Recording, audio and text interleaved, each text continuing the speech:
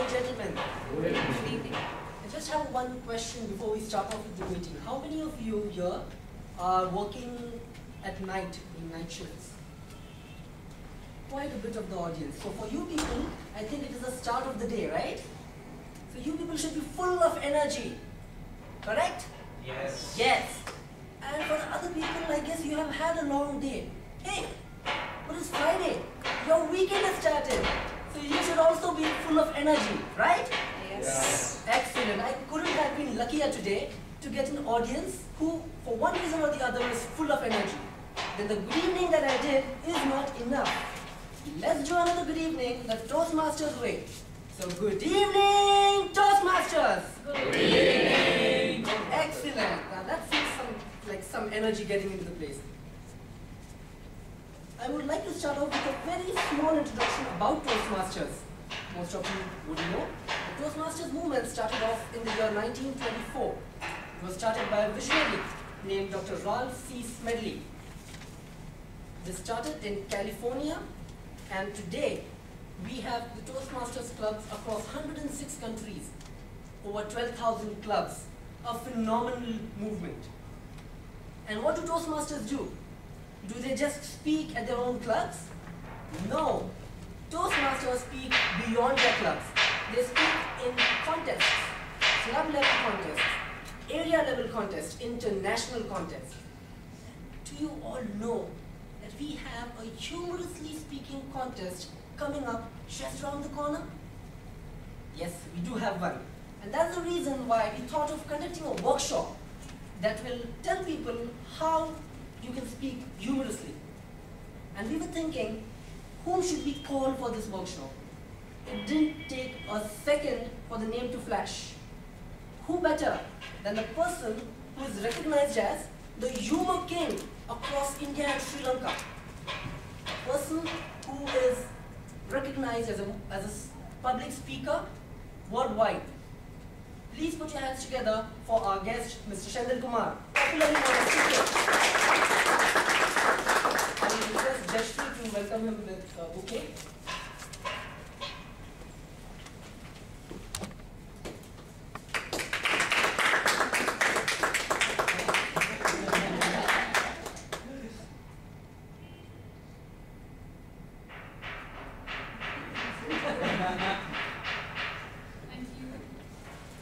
Thank you, Jashri.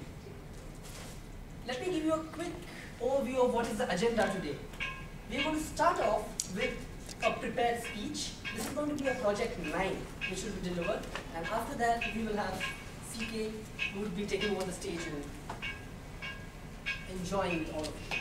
So, before we start off with the project, I would request the evaluator, who is our honored guest today, to read out the objectives for this project. Mr. Toastmaster, fellow Toastmasters and guests. The speakers attempting project 9 from the CC manual called the Persuade with Power, and the objectives are: persuade listeners to adopt your viewpoint or ideas or to take some action. Appeal to the audience's interests. Use logic and emotion to support your position. Avoid using notes. And the time allotted is 5 to 7 minutes. Thank you. How many of you like to laugh? What a silly question. I should have used my common sense. Everyone likes to laugh. But do you come across these situations where we feel that, oh, I could have used my common sense? I come across this situation many a times. One of my friends told me, how do you develop your common sense? He said, develop all your other senses and take the common out of them. Now, this wasn't actually convincing enough, so maybe we need to listen to a person who has been delivering awesome speeches and awesome table topic dialogues through his common sense. Let's put our hands together for Sandeepan Chatterjee.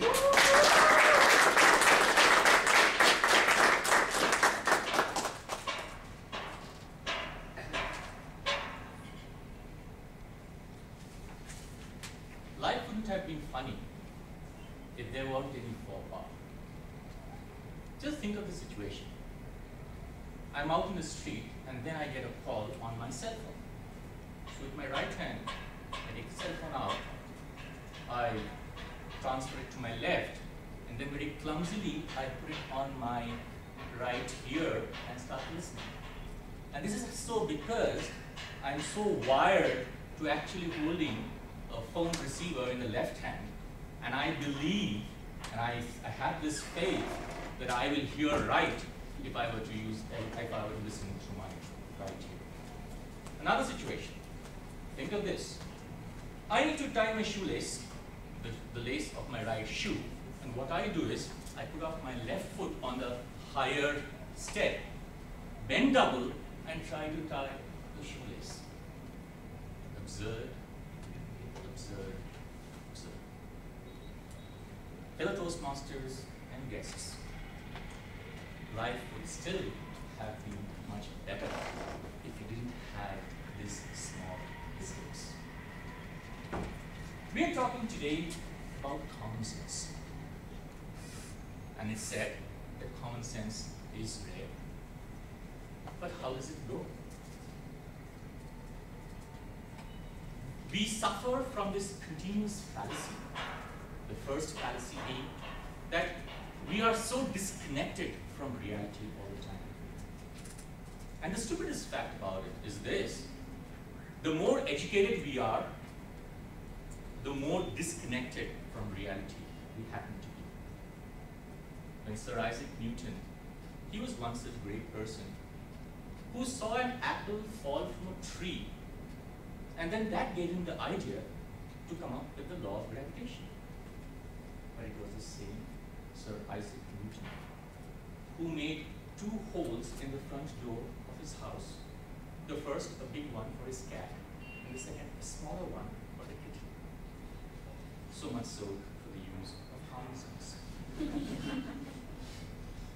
The other thing that happens with us is that we tend to absolve ourselves, we tend to use this excuse that we do not use common sense, and absolve ourselves from being connected to the sense of reality. I'm at a pub, I've had my 5th glass of vodka, and then I keep telling myself, I'm sober enough, I can drive back home. Little did my fuzzy common sense logic tell me that 1 tequila, 2 tequila,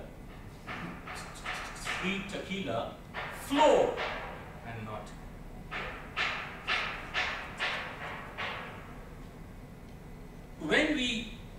What is it that's going to make a difference then if we start using it? The difference can be this, that we become more aware of ourselves. Common sense is something not very unique. It's something which the more we use, if we have enough of it, then we actually become a genius. And think of the state wherein you'll be surrounded by others who also have a lot of common sense, and they'll be geniuses. The world will be a happier place to live in. You will want to grow old here and not get bitter. You will come to such a situation wherein in this world we'll have less conflicts. There'll be less communication breakdown, less accidents, less divorce, less crime. Without the use of common sense, what happens with us? We get into an examination hall and leave the common sense outside. We go for shopping and leave our common sense at home. We throw our common sense outside the window and then get involved in a kitchen accident.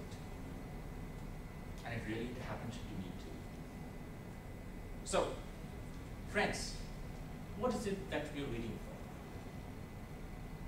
for? If we have to take this positive step forward, let's just be connected to the present. Let's do things the way they need to be done. Let's learn from history. Those who have not learned from history have always fallen. Let's not keep blaming others. And let's not keep thinking that I am in this state of nirvana wherein everything will come to me. I'll keep staying in my parents' house. I'll wait for the right break in my life. I'll wait for the right girl to come in my life. I'll wait for the right job. But I won't do anything about say that common sense is the most uncommon. But you know what? You can make this the commonest feature of your life. It's not difficult. And if you do that, as I told you, you'll be a genius. I know. You can do it. You must do it. And I bet you.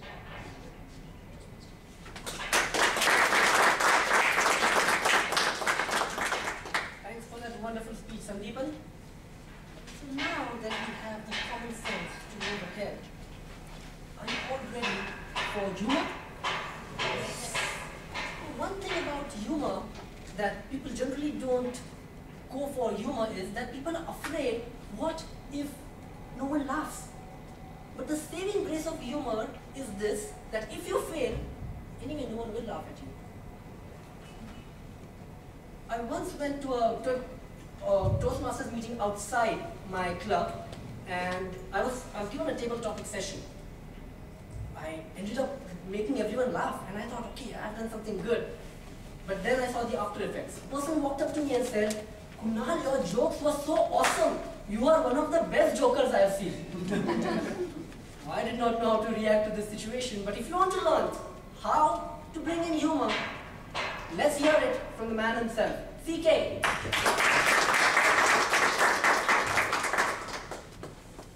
Thank you, Kunal, for that introduction in the beginning, which was correct. Very difficult. You send your CV much in advance, and people don't introduce you in the right manner. They keep forgetting something. Like it happened to a person called David Collins, an outstanding businessman. Now he was introduced this way. Ladies and gentlemen, please help me welcome David Collins, an outstanding businessman who made $1 million in the stock market in 1961 in Pennsylvania. David Collins was pleased, but he was slightly embarrassed. He said, thank you for that introduction, but I'd like to clarify. It was not 1961, it was 1971.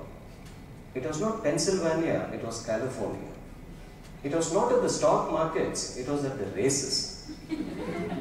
And it was not $1 million, it was just $10,000. And it was not me, David Collins, but it was my brother, Michael Collins.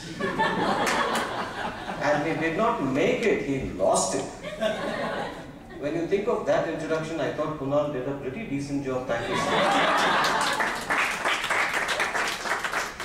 So, we are all here to learn humor, right?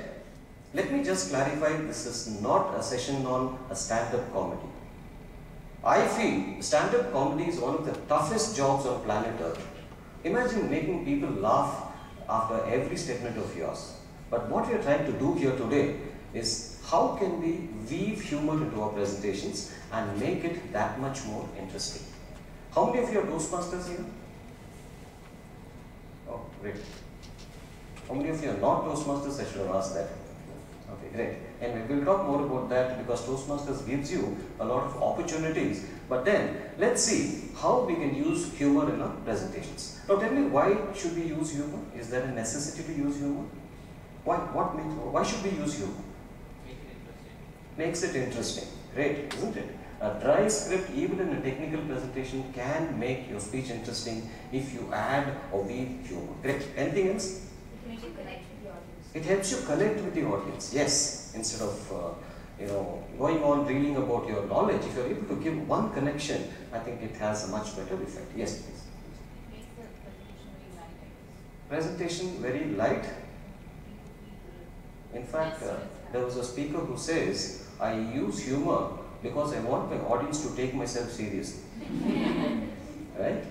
So this is, and also it diffuses hostility. Mark Twain was walking on the London Park and he came across a stiff upper-lip gentleman, a British gentleman. Mark Twain said, good morning, hello, how are you? Immediately the guy said, how can you say hello to me? We've never met before.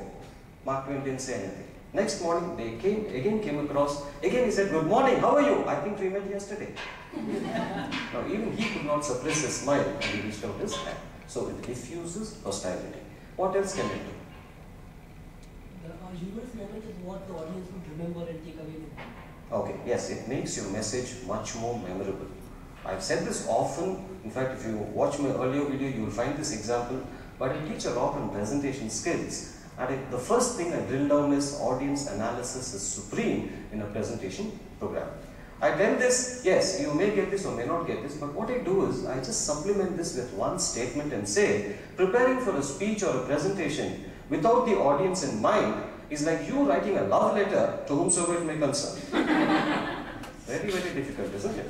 And then I say, audience analysis. Don't you think you will be able to remember this much better if I simply give you some statistics? Right. Now let me briefly tell you the agenda of this workshop, because this is not going to be me speaking all over. I think the maximum around 15 minutes I'll tell you some simple tips and techniques of how you can weave humor into presentations, and then I'll divide you into 4 groups, and then each one of you has to narrate a joke among your team for, I'll give you 10 minutes, and the team will select the joke which had the maximum effect, or the one who made you laugh the maximum. And those 4 people will come and reveal their humor here, and then we will do a quick survey and find out what was good and where do you think they can improve. Right? Please remember, comedy is one of the toughest jobs on earth. There was a very famous speaker who said, dying is easy, comedy is hard. And there was someone from the audience said, dying with comedy is even more difficult. Right? Let's take a quick look, get ready. And at the end of the workshop, you will also watch a short 7-minute speech, a World Championship speech in Toastmasters. Normally, Toastmasters and World Championship speeches, they come out with a lot of positive sounding, motivational messages. He also came out with a message, but he used humor brilliantly to get home his point. So you will tell me after watching the video, what do you think was so good in his speech that we can learn from him? Let's get straight to the job.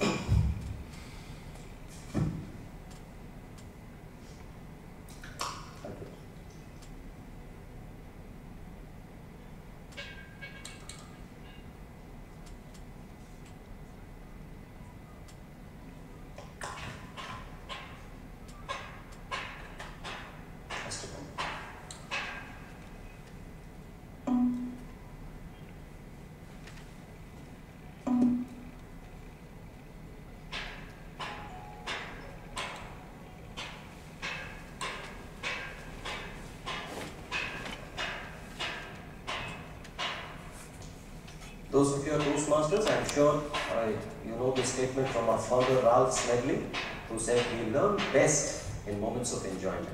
And that's perhaps why he devised these table topics where you are asked to have fun and not treat this as some kind of exercise where you're going to be beheaded. And I found an interesting source of the word school, which is taken from a Greek word called skol, which means leisure. It's unfortunate that the schools don't anymore represent leisure, but the fact is you are supposed to have fun as you learn, then the learning becomes much more important. My God, forgot my wireless. Okay, what are the, we say, everybody says there are so many positive aspects of using humor. What are the barriers to using humor? What? Might be? You might step on a vein which you don't want to. Step on a vein which you don't want to. Fear. Fear, yes. What if the Non-appreciative audience. non-appreciative? What if the joke bombs? Yeah. I have a reputation with my audience, and suddenly I say I'm going to crack a joke and nobody laughs. Now I can have it, but the first and the simple reason is the biggest barrier is ourselves. As the Pogo cartoon very nicely puts up,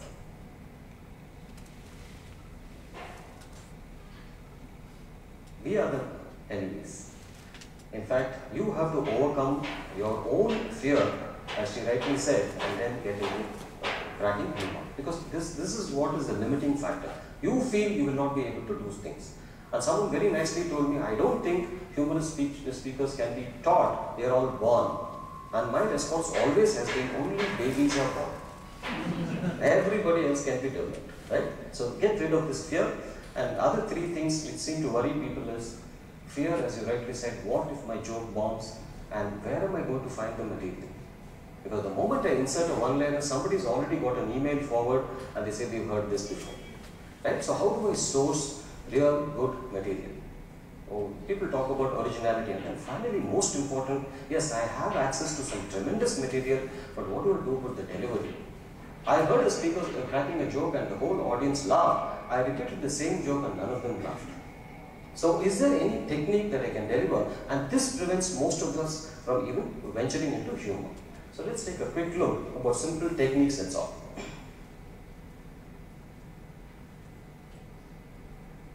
The best way to start with humor or inject humor is don't get into too much of complicated stuff or remembering an anecdote or something. Start with simple one-liners which you can insert.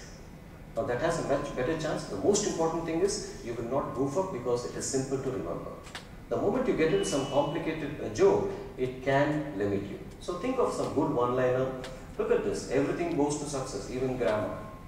I heard this from a grammarian in a Toastmaster session. It got an instant chuckle from the audience, and you say, yes, this guy is relating something. Now, when I talk to entrepreneurs, I say, your cash flow is more important than your mother. First, they have a laugh, but then they say, I think this is the most important lesson for an entrepreneur, never run out of cash. And my favorite is, in an anti-smoking campaign, there was a speaker who came and said, smoking helps you lose weight, one lung at a time. Now that immediately gets you into mood and said, yes, I am going to be listening to this guy. So use one-liners, you can pick them up from anywhere which are abundantly available, and then you can use them also. It's not necessary that you have to speak every time. You can use images effectively. I'm sure many of you make PowerPoint presentations. So use humor effectively to convey a point, and that has a much better impact. Let me see. Let's look at some of the images that I've collected.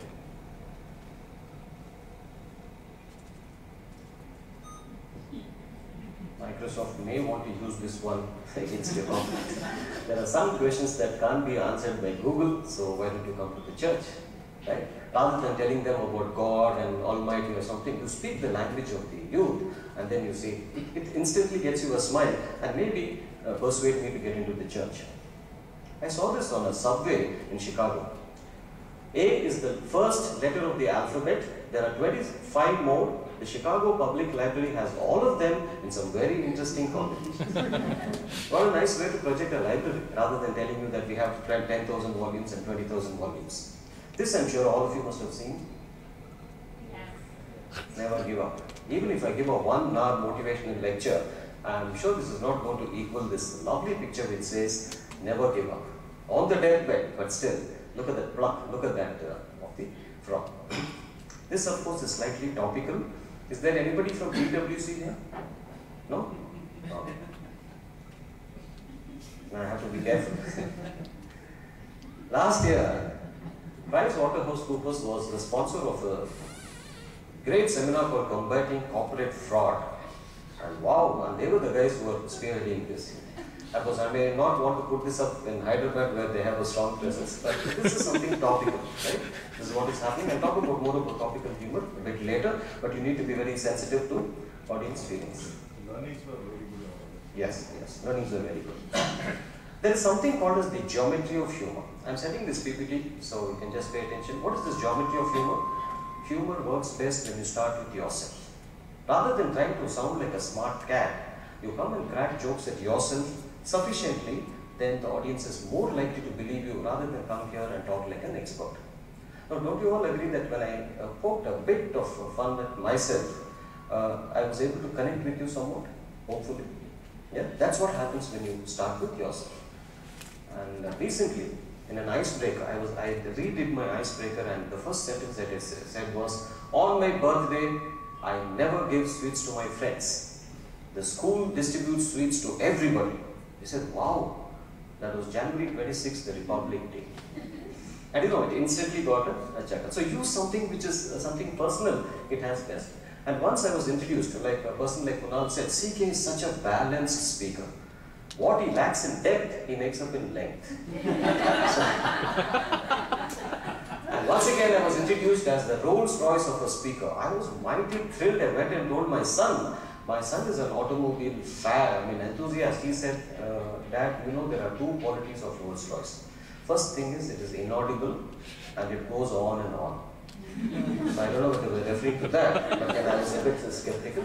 But the worst thing that I've experienced is a smart young girl said, CK is such a warm personality.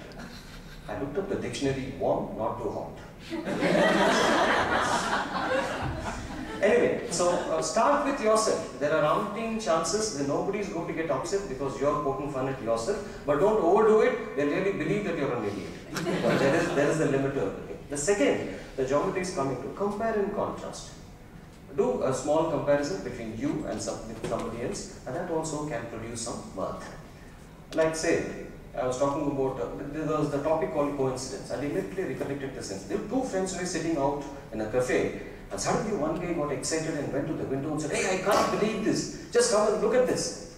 Other friend said, "What?" "See, my wife and my girlfriend are both walking hand in hand, side by side." The other guy said, "What an amazing coincidence. Even I was about to say the same." So, just bring out some kind of a difference, and then that also has some personal incident. But then, this is something you need to work on, because the power of 3. If you remember, throughout history, the triad has a very effective way of conveying things. I don't know something, there seems to be a magical quality about the number 3.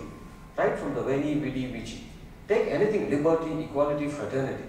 You look at some of the most inspiring messages, they have a quality of 3. So can you use that in humor also? Now take a look at this. There are 3 ways to get things done. 1, do it yourself. 2, tell someone else to do it. 3, tell your kids not to do it. And the surprise is the element of the third element. Now let's see you try this. Let's say if some girl can react to this. I want my husband to be rich, powerful, and something, a word that should bring a smile. Answer. But there's no surprise, isn't it? Idiotic. Wonderful. Give him a good round of applause. I want my husband to be rich, powerful, and stupid, or idiotic. So the idiotic is the surprise. So that will immediately get you a chuckle. 2 women were discussing their husbands, and one of them said, "My husband is not the sort who run after other women. He's too fine, he's too decent, and complete." Yeah? Too old, wonderful. Give them a good round of applause. So you see, when it comes in a sequence, it has a dramatic effect. My husband is too fine, too decent. Very good. You have an image, and suddenly you say too old, and then everything goes in a. So try to get this into your script, then it becomes much easier.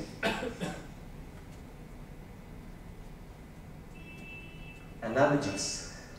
Aristotle says the hallmark of a great speaker is the ability to use metaphors, analogies, and similes. The more you use, take Jack Welch for example. He was a master storyteller, and he had this dramatic ability to use very good examples. He would use analogies. After the recent, the subprime crisis and the stock market crisis, there was a guy who was affected too much, and he said, "Yesterday night I slept like a baby. Every half an hour I woke up and cried." I can imagine the kind of pain that he must have gone through. And this was a comment made about Hubert Humphrey, the past vice president, or was he the president of the United States? Someone told him, "Hubert Humphrey speaks so fast that listening to him is like you reading the Playboy magazine with your wife turning the pages away." It must be a horrible experience, right? Anyway, think of that. And there are a lot of analogies attributed to Dorothy Parker, a very, very engaging journalist. We'll talk about that a bit later, but I'd like to quickly complete this. Good definitions. Definitions are easy to find, so use them appropriately without hurting them. I heard let's say audience. Can you define audience in a funny way? Audience is the only set of people which gets tired after sitting down. Right? So something like this, give something unexpected, and that should be relevant to the subject anyway. Please don't just dump something. Father, let's ask a college student. If you ask a college student to define father, what's he going to say? ATM. ATM? Or a banker provided by nature, right? Or an ATM, fine. Yeah. Next, stretch your imagination. In the sense, you can exaggerate at times to get that humor. I'll also tell you how to exaggerate a bit later, but enough for you to understand that you can even become incongruous. You don't have to be realistic, exaggerate a bit, and then humor also becomes that much more palatable. Make it topical. What's happening today? There's a lot of recession, and government jobs have suddenly become so attractive. Did you read that? The ISRO, scientific organization, advertised for 300 posts, and they had an application for 140,000 people, young people from the IITs, RECs, and things like that. So the government job is very attractive. So how do I link this now? I saw a young newly married talking, and the wife says, "I think it was love at first sight for you, right?" And the husband says, "Yes." The first sight of you working in a government office, I fell in love with. Right? So bring that, bring something topical, and then it has a better chance of getting things done. I told you, if there is no you in humor, there is no humor in you. Don't take yourself too seriously. Take a pot shot of yourself and you see how the audience is going to relate. These were two gentlemen who used self-effacing humor remarkably. Read any works of Oscar Wilde, you will find that he takes a lot of pot shots at himself. Second, be specific about your humor. Tune it and make sure it has some meaning to the audience. You might have read a nice thing in Virginia or Philadelphia. It may not make sense in, say, Jundi Talaya or something like that. So make it relevant to the audience. I went to a Toastmasters conference in Sri Lanka, Colombo, and I met a very interesting Toastmaster called Rohan Fernando. He gave his card and said, CK, I look forward to your visit. I looked at his card, Rohan Fernando, funeral director. He saw the shocked look on me, not professionally, personally pleased. So see if you can do something like this and you have a better chance of clicking with the audience. But this is something I'd like you to really take it in your mind. Point, humor, point. When you try to be funny, people will not laugh at you. But when it comes as a part of your script, people are more likely to appreciate because it strikes them suddenly, and that's when humor is most effective. Never announce humor or never impose humor. Have a point, have a humor or have a point. PHP or a PAP, point, anecdote, point, or a POP, point, one-liner, point. That should reinforce your point. It doesn't mean that you just come and crack a joke. Let's say I'm telling some audience about today. Yeah. On point and one liner on point. Yeah. I'm giving you that. Okay. Let's say I'm going to tell people that today people walk with a limited perspective. They're not able to think beyond their domain. Right? And I'm going to tell a small incident about a small town tailor went to the Vatican to see the Pope. As soon as he returned, his friends started telling him, can you describe the Pope for us? He said, oh, he's a 39 regular. The scholar says. So he looked at the Pope only from his perspective. There were so many other things, isn't it? But you refuse to see that, you only look from your perspective. Or a better example is Mike Tyson. All of you know Mike Tyson? Boxer? A journalist asked him once, what do you think of William Shakespeare? He said, I murdered that bomb.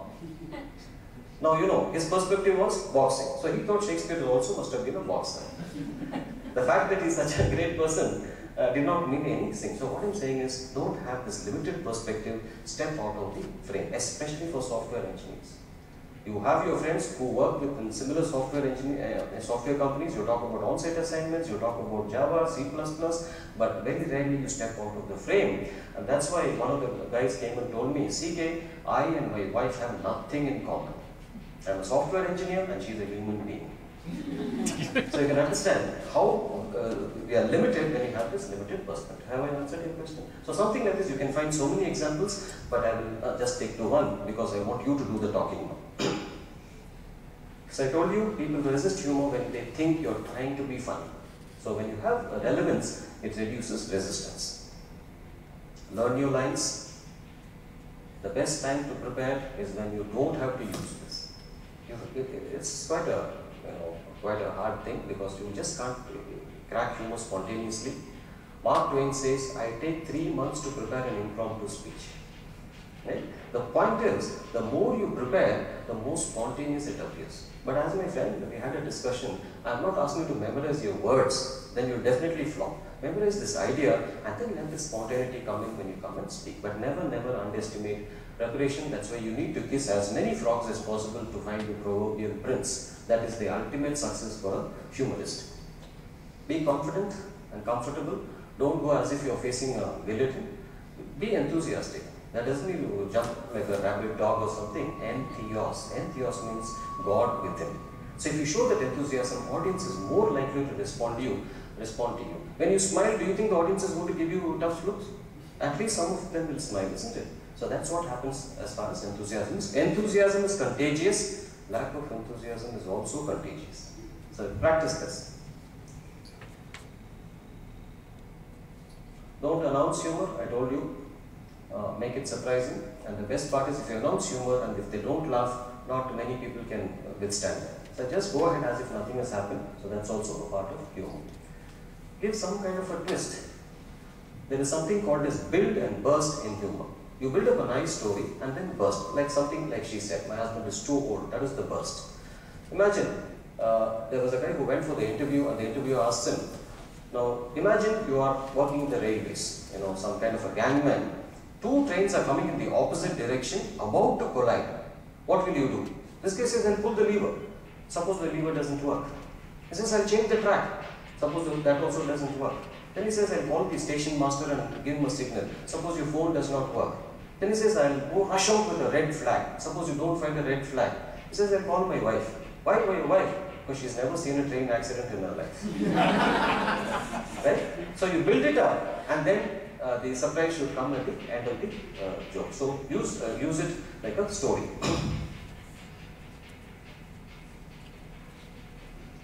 Most important, the secret of comedy is timing. Learn your lines well, pause before the punchline, and don't go on telling it like a series of one-liners, but just pause, wait for the right time and then deliver the punchline. And all this comes by practice, please. This is not easy. This is not at all easy. It takes a lot of time, but I'm just trying to tell you what you can do. Because I think last time I gave you the owl technique. The first thing is observe. There is so much of humor when you just observe what is happening around you. You don't have to go to Reader's Digest. You don't have to go for textbooks or joke books. Just observe your life. There is so much happening. Recently, I went on a trip to Bhubaneswar and I went to Konark, the city of sun god. You know, I engaged a guy who speaks English. So I thought I must know some history. So he came and then we went and stood in front of that chariot and then he said, ladies and gentlemen, good morning. My name is Chendil Kumar. And then he realized that I was the solitary guy with him. So that was his practice. And then I also smiled, he also smiled, said sorry sir, and then he started having a dialogue. Simple. You won't find this in any joke book. But then can you just relate your experiences? It has a much better way of getting humor rather than getting some jokes. Second thing is write it down. I always carry a small book, something which you can slip it into your pocket because you can find humorous quotations anywhere in life. So immediately don't trust your memory. A short pencil is better than a long memory. Immediately write it down. It can be a quip, it can be some kind of a dialogue, or it can be a joke. Just write it down and then start thinking, where can I use this in my presentation? And that will add meat to your jokes.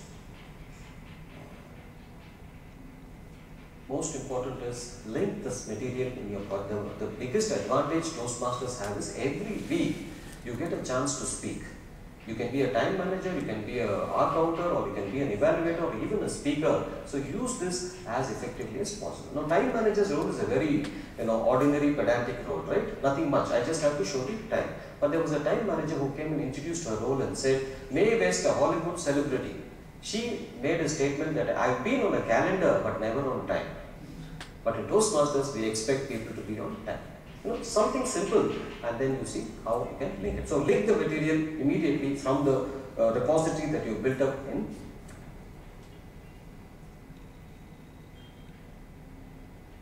The last L is, whenever you go to a seminar or a speech, or when you hear a humorous speaker, just make some discrete notes. Why did people laugh and why did not people laugh? That's also equally important.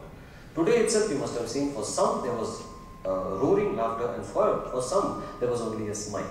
You may want to understand, what did the speaker do well that he got a smile out of the audience, what he did not do well, or what he could have done something better so that he could have had laughter. The more and more you start noting down your observations, your humor will be much, much better. So I think even before discussing with you, I always show this: be yourself. Do not clone anybody.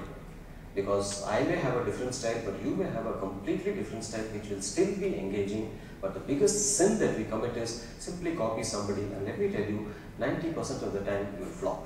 So just be yourself. Whatever your brand of humor, do it and enjoy yourself. Right? Yeah, you may just want to avoid all this gender, spouse, demeaning, individual, and you never know what people get upset about. See, I have a Facebook profile and I simply wrote, this is a statement by a Nobel laureate called Lord Saul Bellow. He had written the oppressed tend to be witty. So one of my friends asked me, how come you are, in what way are you oppressed? I made a casual remark, I am married. Suddenly, yet another friend of mine got so upset and said, oh, I wish we had people who will not crack gender-based jokes. Which I thought was very normal. She took it completely misread it. So be very careful. When in doubt, cut it out. If you think a joke is likely to offend somebody, cut it out. Don't you think all of us can do that? When in doubt, cut it out, except the surgeons. He cannot say when in doubt, cut it, it will be dangerous for your health. Right? So it's very simple. Stand up, prepare, speak up, deliver, practice and learn, and shut up before the audience asks you. Don't you think it's time for me to shut up? Right. So this in essence is the way in which we use humor. So if we have one or two questions, I'll take and then I'll divide into. Do you have time for that? Yeah. Yes, please. Any questions on using humor or anything, and then we'll get started with the proofs. Whatever jokes you crack Yeah. now, do you Yeah. prepare for it? Definitely. Yeah. I mean, how? How this is, the old technique. See, I have a small notebook. I always love to note whatever I see.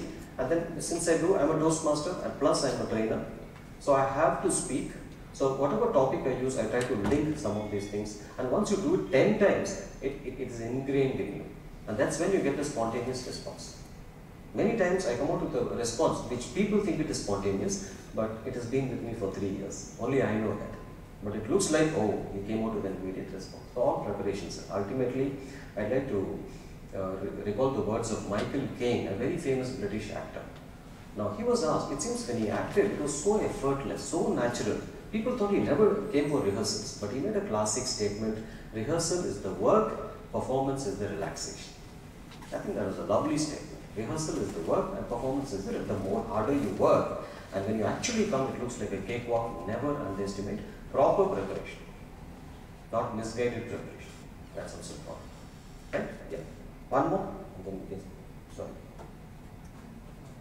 No, just made it bend at that. I thought it was a question. Any good authors you might recommend that might have you found very nice style of?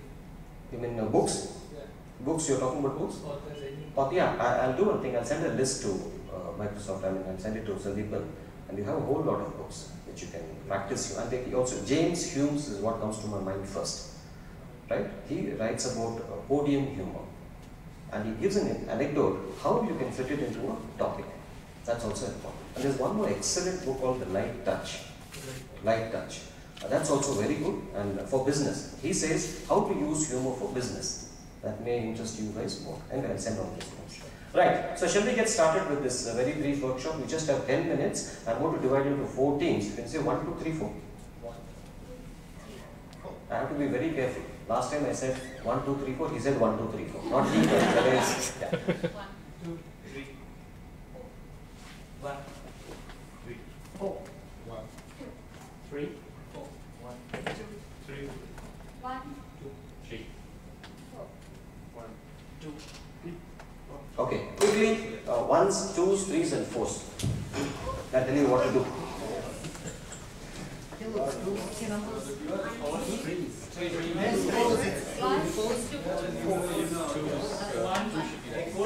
Quick, 4s come here. All the 4s. 1s here, 2s there, 3s there, 1s are here, 3s are there. Yeah. 4s are here, 4s are here. The 4s are here, please. Quick. The 4s are here. Okay. Now please listen carefully. I think you're the 2s. I think do what they're doing. Just stand in a circle because you just have to wrap it up in 10 minutes. So that each one can see each other. Yeah. Now what you're going to do now, I'm going to give you 10 minutes. Each one of you, 1 second. Yeah, each one of you will try to crack a joke, and most important, try your best not to lift something from the net. Some definition which you read or something, as far as possible your own personal experience. And the audience will vote and say, this is the guy who had the maximum impact, and those 4 will come and present in front of us. Is that clear? You have only 10 minutes, so please start. Yes?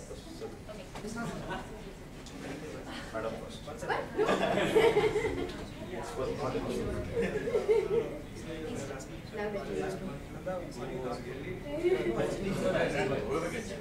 Yeah, whoever is going to get like what to say.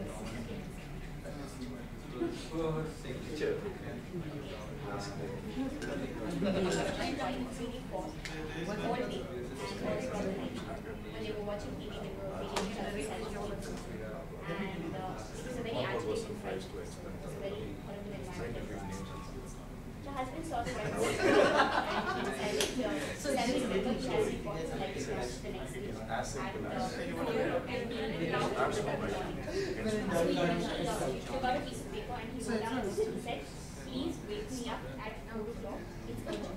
And he kept it on the paper and he went to bed. The next morning he got up and he suddenly realized that he missed his flight. He was so angry, he wanted to catch his wife and give her a piece of paper. He was about to get up and he saw on the bedside table there was a note saying, it's 4, get up.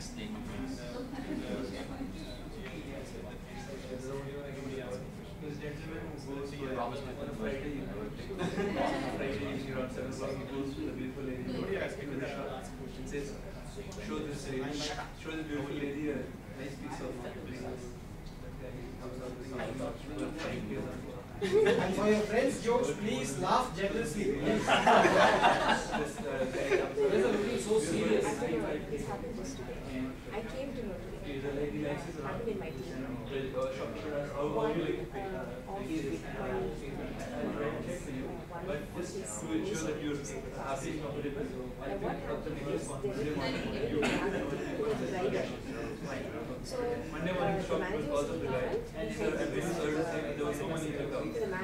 I know that, but you sure want to know how many we can sell. That's right, Bala Pastor. And then he remembered that he spoke to me last week with awesome.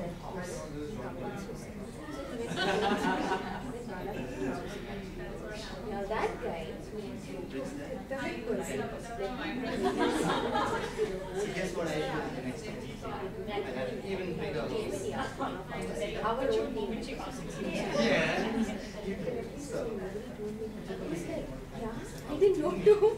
And then he went around to find out whether he's there or not. And then he found out. And then he said, no, that's not true. He's still alive. And this really happened. And we were like, here's this. Chinese, sorry, just tagging with this, having to know the opportunity now.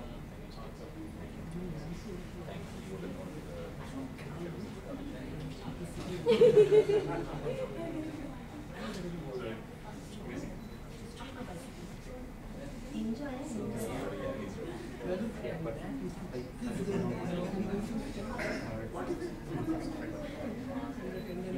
Version of just after. I do a lot of things in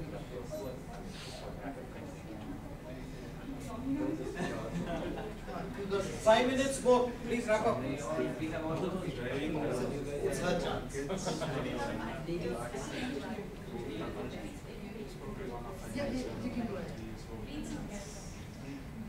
Looks like you're almost ready. Totally awesome today.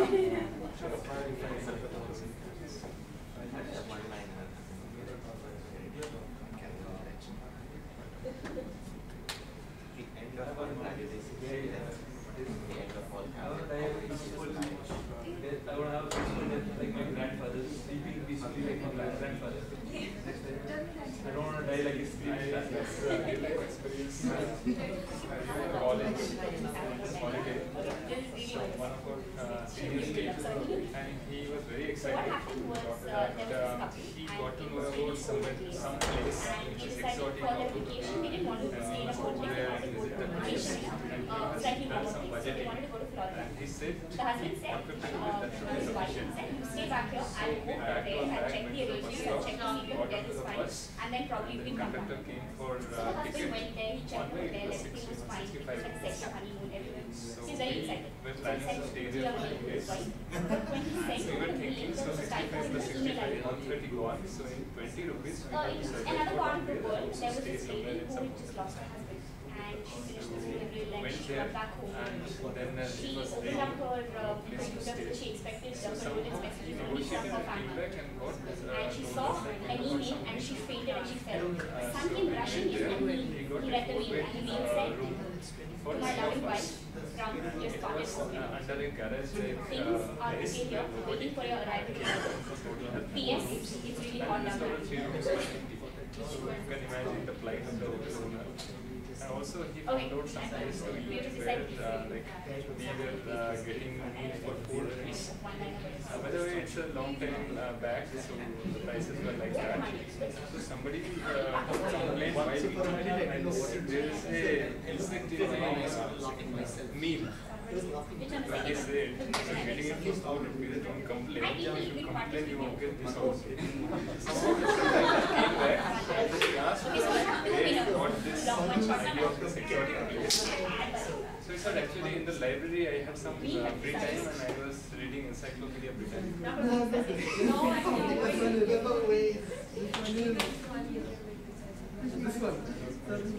It was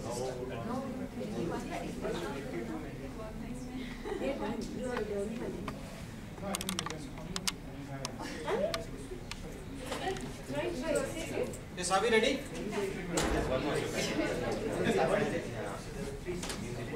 Yes, let's get back. No. Yeah, please sit within your group.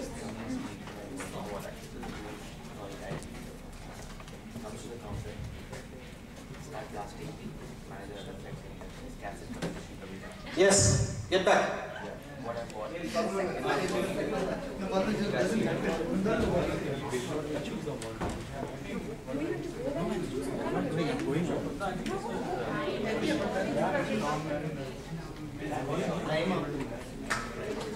Okay.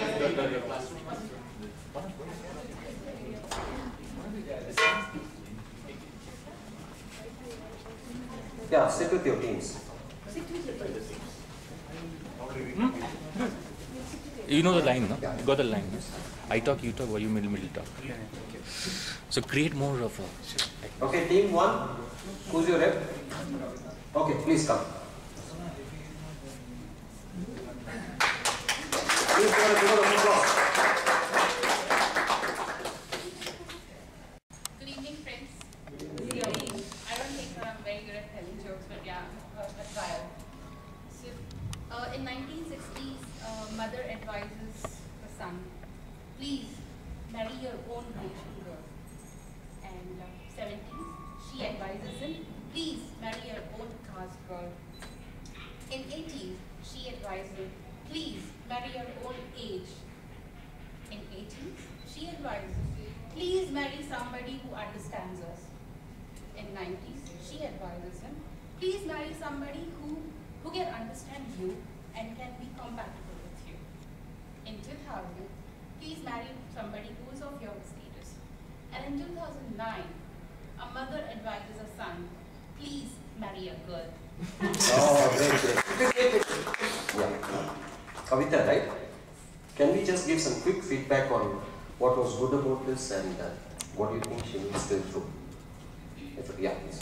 She announced initially itself that she was a bad, funny person. Excellent. Excellent. Never apologize. Because you never know. The moment you apologize, what are you doing? You are giving an alibi for failure. If I fail, you know folks why it failed? Because I'm not good. No. Because with your simple humor, actually there are many people who would have liked this. Isn't it? Because the punchline came effectively. So there's no need to apologize humor. Whatever you have to say, just go and say it.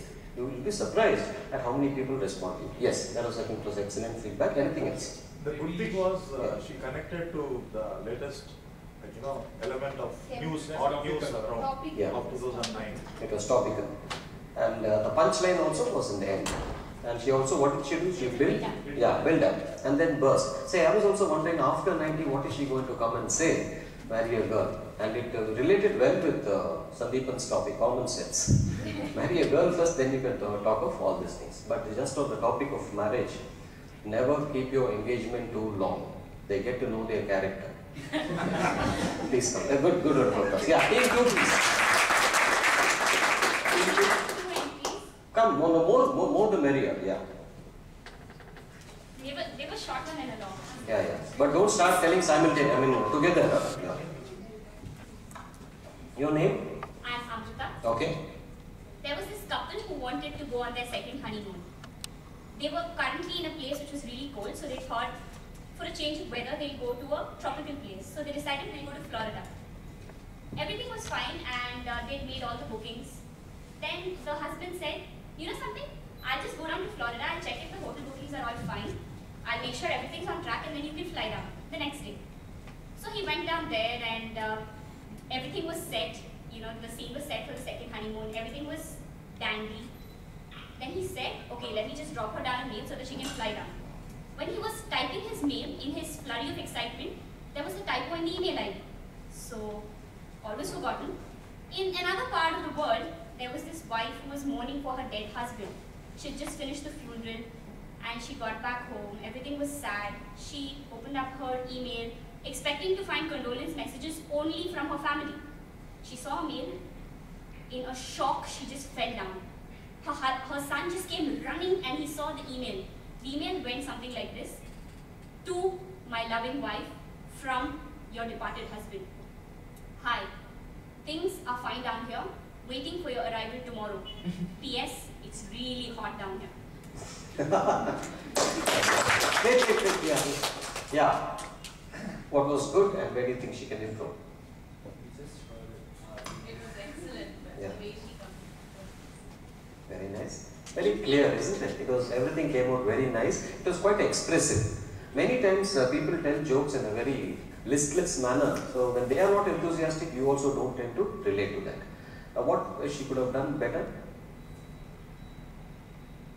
Maybe she could have been a little clearer in the context. Yeah. I mean, there were two different scenarios, the shifting from one context to the other. Okay, that should have been A little clearer. slightly. So she was actually expecting some kind of continuous. Yeah, that should have been the context of slightly faster. Some of them might have missed the connection. Otherwise, I think it came out very well. And this is something. It was actually a typical build-in burst. That's right. So you don't know, and then suddenly, and the most important thing, the element of surprise. Always there is an element of surprise. People tend to laugh. So narrative part, just slow down, and then it will be great.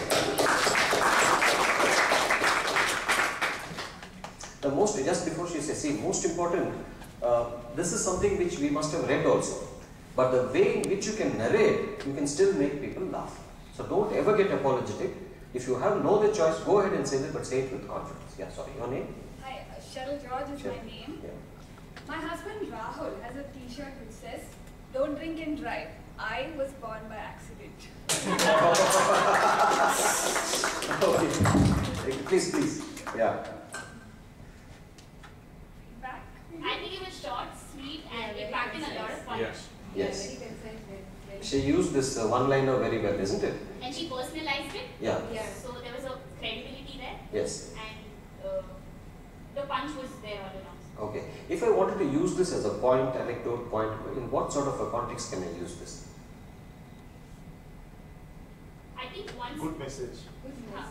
we're talking about a heavy alcohol thing and probably just to a paradigm shift to something lighter. Yes.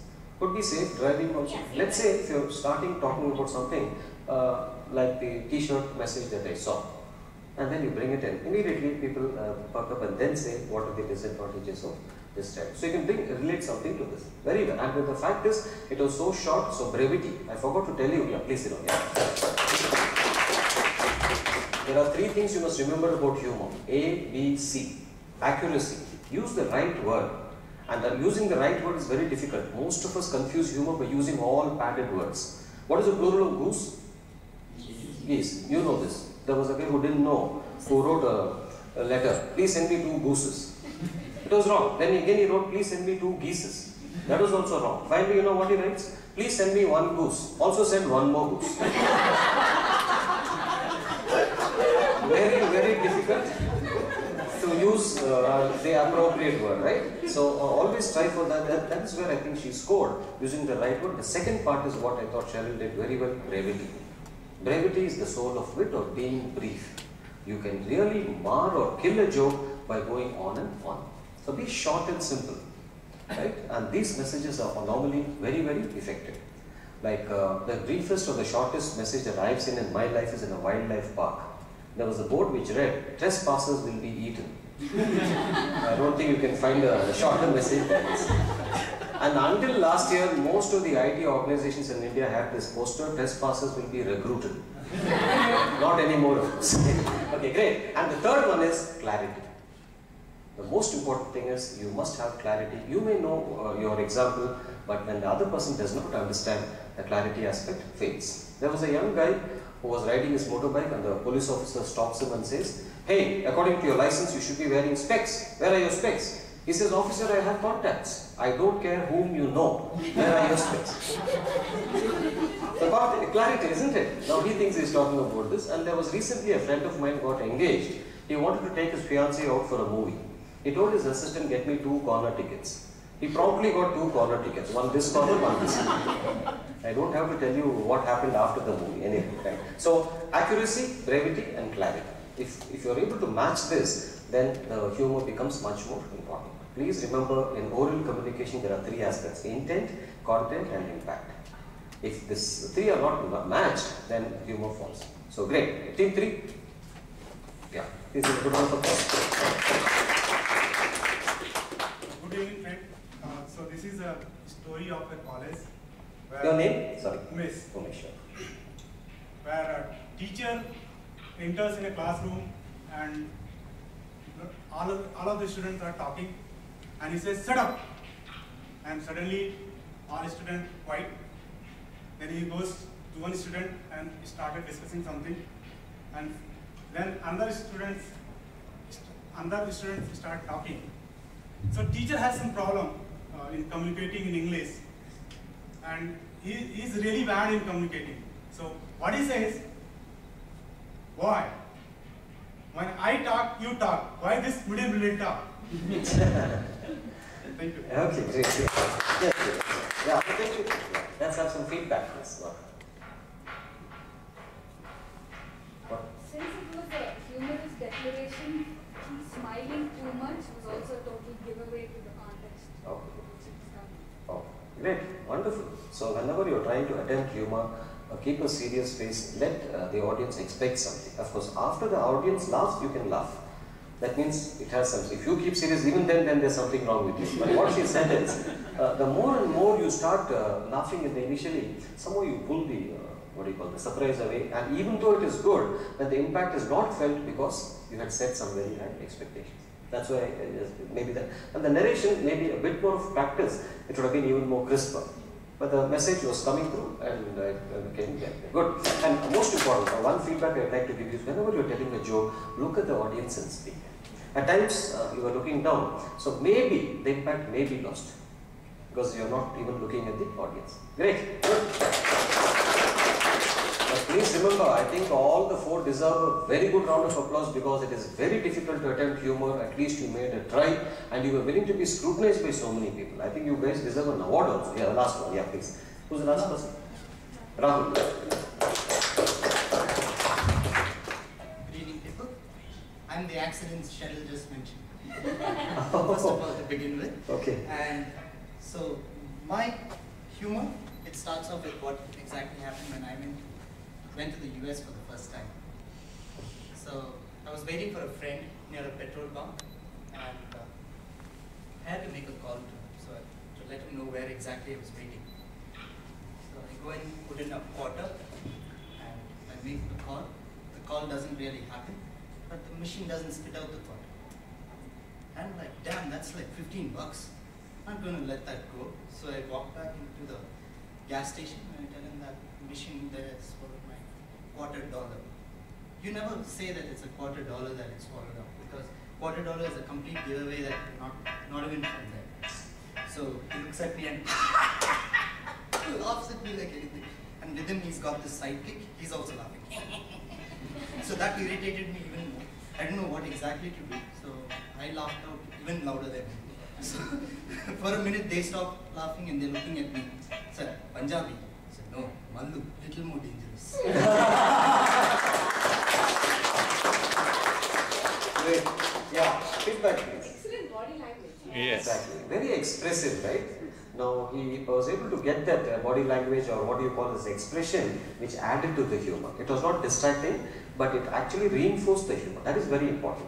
See, there's one way of telling humor, come and state with a straight face. But there, inevitably, there is a punchline involved. But here, he was explaining his, what do you call, adventure or a misadventure. So it all added to this. And finally, when the punchline came, it was a joke.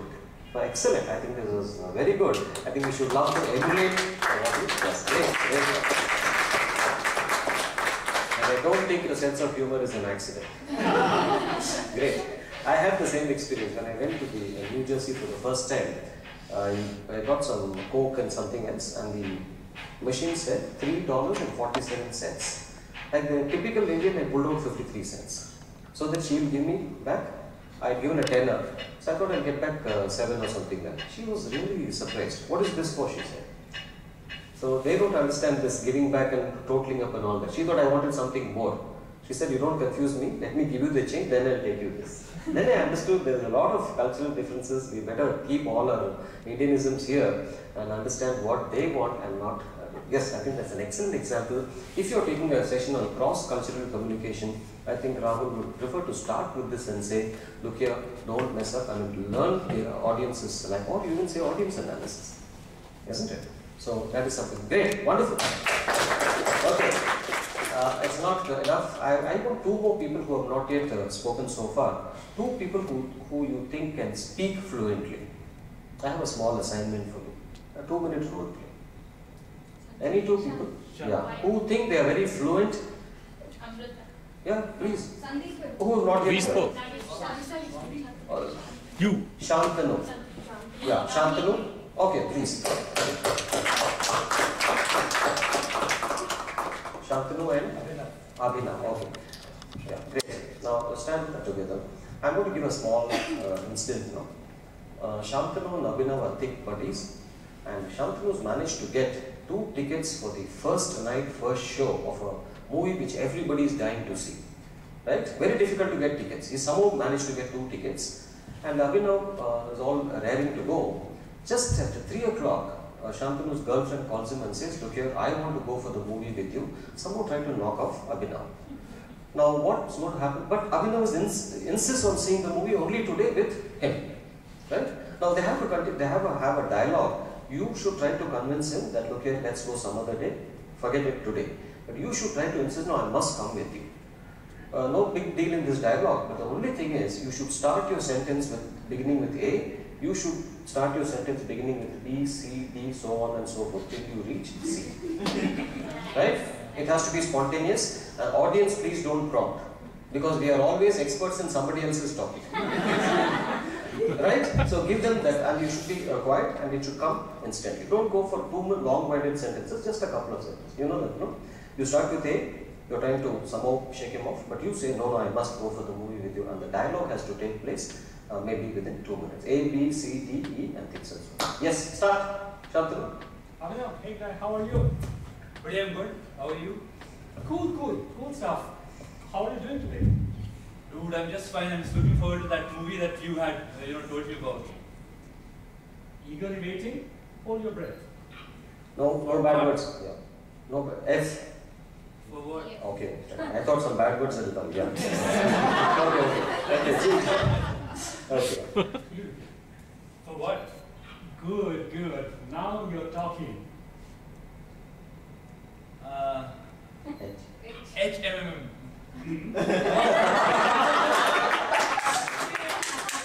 I tell you, you must have gotten busy somewhere. I'm very sure about that. Joking, are you? Kidding? Don't even kid. Look, I don't know what you're talking about. We're going for a movie, right? Man, don't you lie. You should come first and say that you're busy. No, why should I? I was all looking forward to that movie. Puke on you. And oh God, you the spoil sport all the time. Puke on you. Why? You are the guy who is always talking and you are always messing it up. Right, last time I took you for that movie and you're like repaying me in this manner? Sandwich. That was the rotten sandwich that you got me treated to, and I fell ill for the next 3 days. What is my next letter? Talking is all we are doing, and then the movie is going to start in the next 20 minutes. Unfaithful, every time I have bought a ticket for you in the last 5 instances, every time you have put me down. No, speed. I tell you, wow, is that how you are repeating? Not for all. What was your word? Yeah, there you go.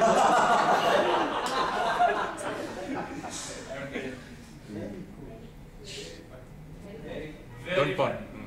Wow, you are good at making things up and really getting things go just because you crack a joke around.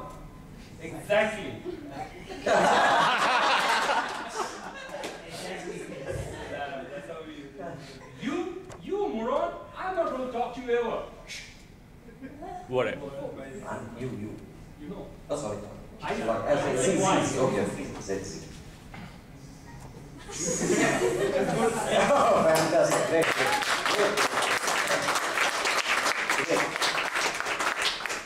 I'm not trying to flatter you guys, but the speed with which you responded was something amazing. Yeah. Because normally they start thinking and it takes a lot of time, but it came out instantly. I think that was remarkable. Normally people get stuck in X. And you know, one of the best responses that I've heard is Xerox the ticket, all three will go. But this, I'm telling you, we do this in our table topic sessions, just to make it a bit more exciting, rather than the run-of-the-mill table talk, the topics. So have some things like this, so that they can, and you'll be surprised how quiet people who don't talk much come out with some amazing stuff when you give them an opportunity. Just one more role play, and then we'll watch the video. Two more people, please. I need two. Savita? Amrita. Swami. Savita, even I'm going to speak. Venu? Yeah. Venu. Yeah, come. Suresh. One more. Suresh. What about the girls? Not willing? Yeah, that's better. Okay, yeah, come. Come. Popular demand, yeah. Okay. Jayashri versus Venu. Now Jayashri, okay, for a minute you have to imagine something else. You are all members of the Bangalore Press Club, okay?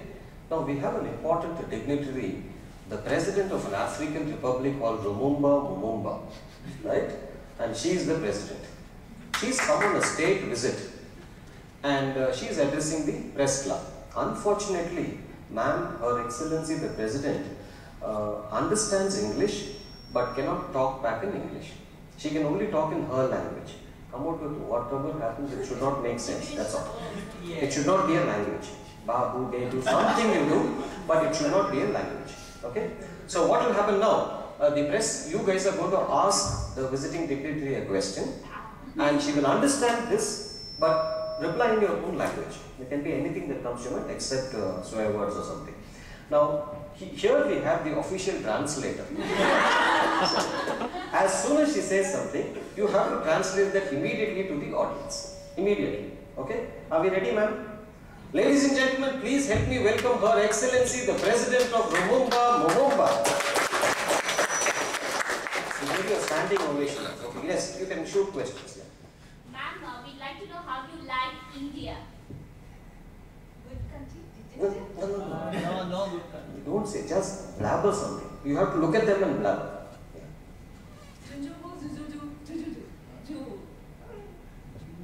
She thinks India is juju. No, you have to just repeat as if you are the president. Yeah. Okay. Yes, good. Okay, carry on. This is just a trial. Yeah. Now the real thing starts here. She thinks that India is beautiful and a vast country. No. Just repeat what she says. India is beautiful and this thing. That's all. Exactly like how she says. That's all. Yeah. Yes, one more question. What language do you speak? Juju. She speaks juju. No, don't say she speaks. Just exact. Yeah. How many places have you been in India? Juju, Jaja, Gigi, Maharashtra. 2, 3, 4, 5. Are there any noticeable differences between the cuisine of Jujumba and the cuisine of India?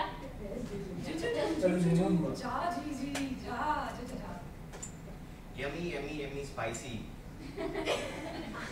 What are your objectives of coming to India? Quick.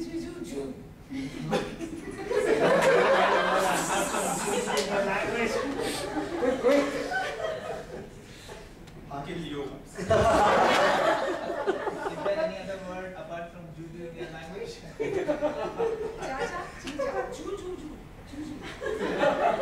is jaja and the juju. Okay, one last question. Have you been to Goa? How do you find it?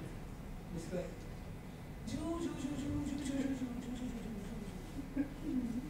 So many fat people walking around.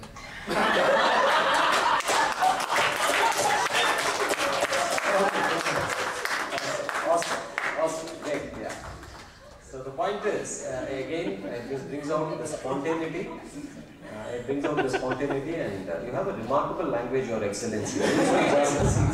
You can travel everywhere. Anyway, great. So the point is, challenge, get out of the comfort zone and see how you can respond to stimulus. That is going to increase your sharpness. So I have all my mentees in Toastmasters attend them, land up in the meeting at least 10 minutes early, find out who the table topic master is, and insist that you should get a topic.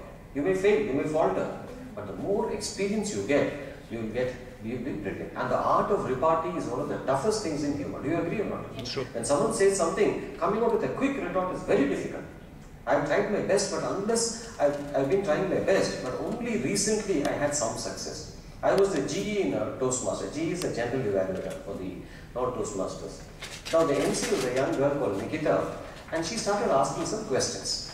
Quiz, we are supposed to answer. One of the questions was, what is the female of a donkey called? I didn't know the answer. I sent a blank slip with my name. Now, she was, oh sorry, that was not it. What happened? Now, we were supposed to write our names so that they know who answered, who did not answer. Then the MC was inviting me as the G and said, CK, how can you not answer this question? Even a 3rd standard student will know the answer. I didn't know what to say, and suddenly, it happened naturally and said, look here Nikita, I was a bright kid when I was in school. From the 2nd standard, I got a double promotion and went to 4th standard. So I did not attend 3rd. If I had attended 3rd, I would have known this. So it was a big hit because it was not from a joke book. It was spontaneous, and it was something to do with my own life. And I felt happy because I rarely come out with something which hits the people. Incidentally, a female of a donkey is called Jenny, Jenny. Right, shall we watch this video now? Yes. So you're going to watch this for 7 minutes, and at the end I'm going to ask you a couple of questions. What do you think the speaker did well that it became humorous? Please remember, this was the first prize winning speech in a world championship of public speaking. Right? So that's why you must tell me what was good about this.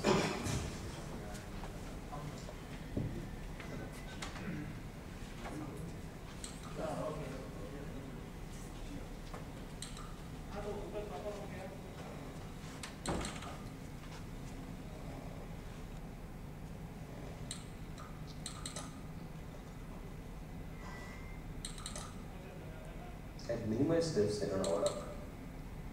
I was broke, and I thought, well, enough of this, I'll pack it in. I was broke, and I thought, well, enough of this, I'll pack it in. I've had enough of this losing time and losing money. So I phoned up Mother on a Sunday night and said, Mum, this small business, it's for the birds. I've had it, I'm broke, I'm quitting. And all she said was, get up.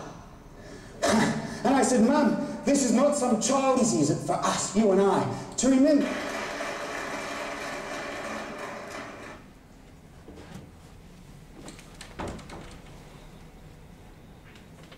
The volume is right. Our next speaker, Willie Jones. A warm boot. A warm boot, Willie Jones.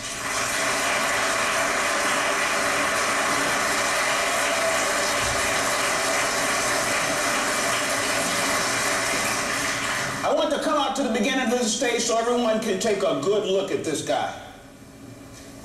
Last year, in early 1996, I got my letter from the ARP. You know what I mean, don't you? Those of you who are part of the baby boom generation, don't raise your hand. I don't want to embarrass you, but I want you to pay real close attention to what I have to say this morning, because at the end of my speech, I want to acknowledge you in a certain way. I'm a computer guy. And one of the most marvelous things about a computer is something we call a warm boot. Those of you who have computers, you know what I mean.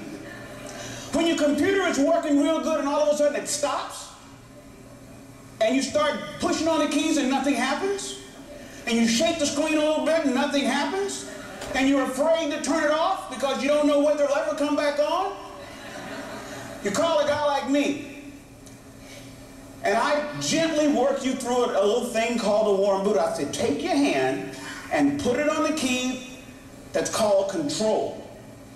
And then put the other finger on the alt key. They're right close together. And then touch the delete key. And when you do that, it takes a while sometimes to get people to do it all at once. But once they do it, the computer magically powers itself down, but it doesn't cut off.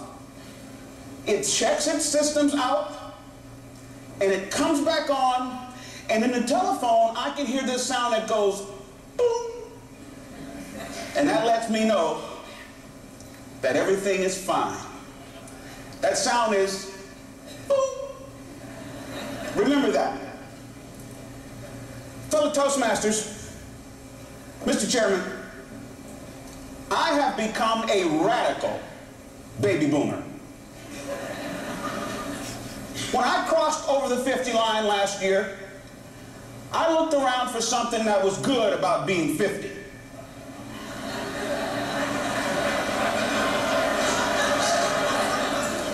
I found absolutely nothing. Well, wait a minute. It's good being 50 if you're a cheese or a tree.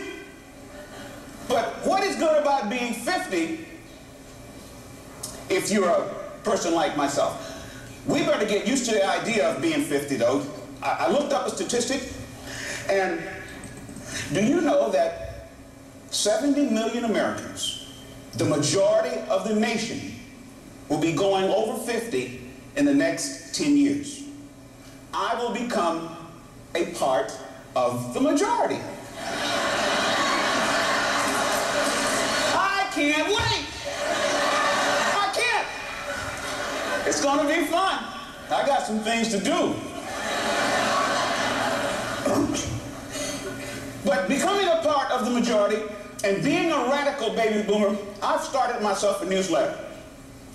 On the internet, I have a newsletter, and I call it The Warm Boot. I address it specifically to baby boomers because what I want to do, and what I've been doing, is to try to get baby boomers to understand that being over 50 is not the end of the world. One of the things that I've found by talking to my fellow boomers is that when you get over 50, rather than looking forward, you start looking back. And you start saying to yourself, there's a lot of things that I intended to do and I didn't get them done. And you start having those dreams come in on you, wondering whether you're going to have enough time left to get this stuff done. Well, I say, forget that. What I did, once I got over the depression of getting that letter, I had a garage sale. I opened my closet and I pulled all those dreams out of there and I took them out into my yard and I had a garage sale. I had some things. You probably got some of these things in your closet. I had about 5 cases of SAH soap. 3 business startup kits from my days in multi-level marketing. You got them. Don't tell me you don't have them. I know you got them. I didn't sell those things. I gave them away. I had a pair of roller skates, the ones with 4 wheels on them. I still had them. I still had them. And in my garage itself, I got one of those Nordic track things, those monstrosities. You remember those when they first came out, the guy on TV doing this, and we all rushed out and bought that thing and brought it home, and it filled up your whole living room? And I did about 3 courses around it, and it's been sitting there since. I gave that away. In my newsletter, I tell baby boomers, here's some things that you need to do. Now listen close. Don't take yourself so seriously. That's the main thing that I say to baby boomers. Don't fear failing. Failure is not fatal. As a matter of fact, The way you should treat failure is like the preacher did when he gave his first sermon before the big preacher in the church one day. And the sermon was really bad. And the preacher got up, the right reverend got up and told him that wasn't very good. And he humiliated the young preacher in front of the whole audience. And the preacher said, I'll do better next week. And the next week he came in and he gave his second sermon. And he remembered being humiliated. He said, I'm not going to fail this week. He said, my fellow parishioners, I can fail. You can fail. And the Monsignor can fail. I can sin. You can sin. The Monsignor can sin. I can go to hell. You can go to hell.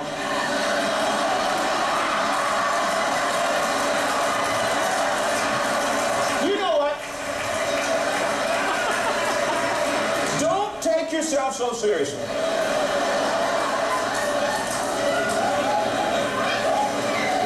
You know, the number of people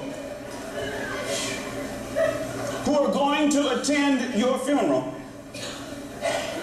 will largely be determined by the weather that day. Take it easy. Live your life full of fun. Just because you grow up don't mean you have to grow old. Those of you who are baby boomers, let me hear you go, boop.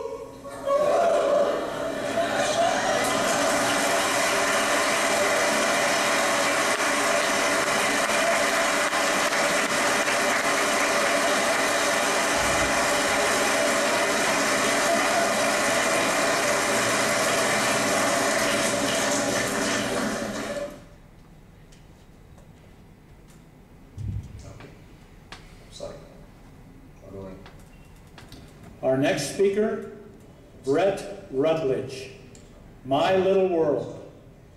My Little World, Brett Rutledge. Yeah. So can we have a quick feedback? What do you think he did well? Why do you think this became such a speech? Yeah? Very relevant idea to the audience he used. Okay. He They could, himself as well. Yeah. exactly. You saw self-effacing humor? Yes. He was not poking fun at anybody, but about himself. And when he talked about that 50, I think most of the 50 guys, the baby boomers, empathized with it. The connect was very much there. What else? And he started the speech, he started with being a computer engineer, control all there, the boom, and I was trying to figure out how he was going to tie that into the speech. Yes. He finished it amazingly by tying it back. Tying it back, isn't it? So that is very important. It should not be irrelevant.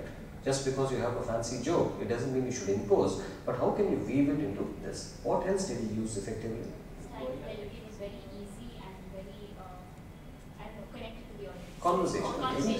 Nothing like huffing and puffing, friends, Romans, countrymen, not necessary, but very conversational, so you could really relate. And very good stage presence. Stage presence, yeah. He made use of the stage. Used the movement, stage. Yeah, the movement was nice, and so he, I think you've been told that every speaker has a bubble, and he rarely moves out of the bubble. So he enjoyed the stage and made use of the stage. What else? Some of the things that we discussed, you thought he used. Was there an element of surprise? Yes. Something else, most important. The point, humor point. Point, humor, point. Don't take yourself seriously. And he had a nice anecdote after that. Did you see him use the power of 3 very well? I can sin, you can sin. I can fail, you can fail. And by the time he came to the third, he didn't have to complete the joke because the audience took it. Was fully into this, and they completed the sentence for him, isn't it? So that is the power of 3, because you build and then burst. You don't even know what is coming, and then it comes out of the blue.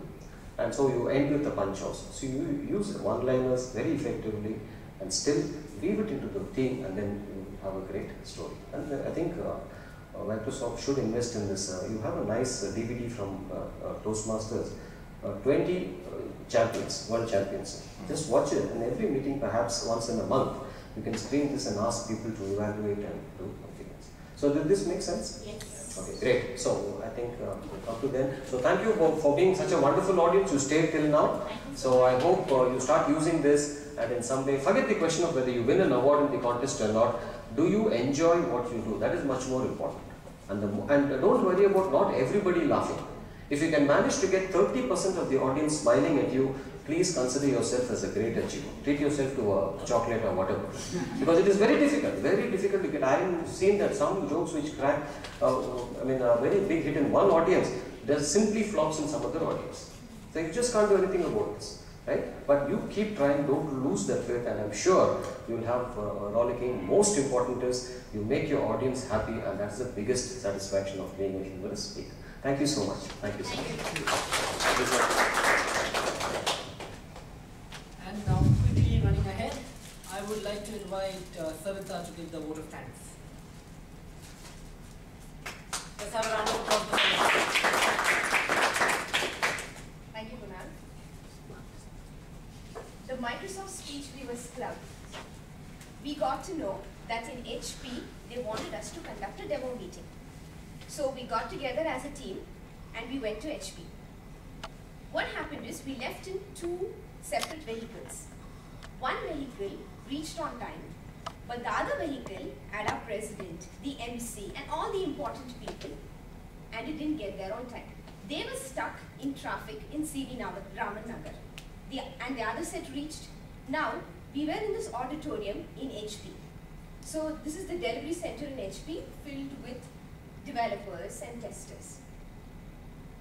People slowly started trickling into this auditorium, and the capacity of that auditorium was 180. It was jam-packed and people were standing there all around. So naturally, we are waiting, not doing anything, right? So we wanted to fill some space and try doing something around there. So we went up there and we started giving our experiences of Toastmasters. People were, amused. They were drawn into the session. Yes, all that happened. But it was 180 to 200 people, and they all were getting restless. Then the second cab arrived 20 minutes late. By the time, people were getting really uninterested. And then our president walks in. Srikanth then walked up right onto the stage, and then he said, "You know what? I know I am 20 minutes late. So I asked your HR person, how long can I talk?" The HR person said, "You can talk as long as you want, but the people will leave in 1 hour." The entire room burst out laughing.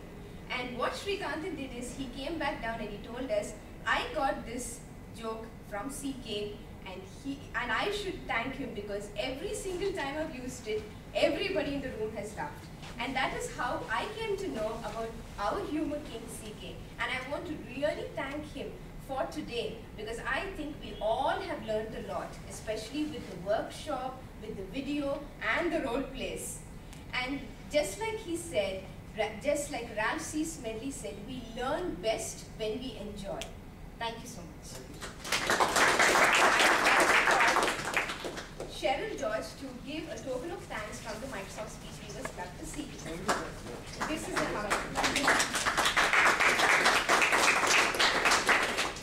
This is an unbeatable combination. Chendil and George, both of them are cracking jokes. Both of them have been selected here. Thank you so much.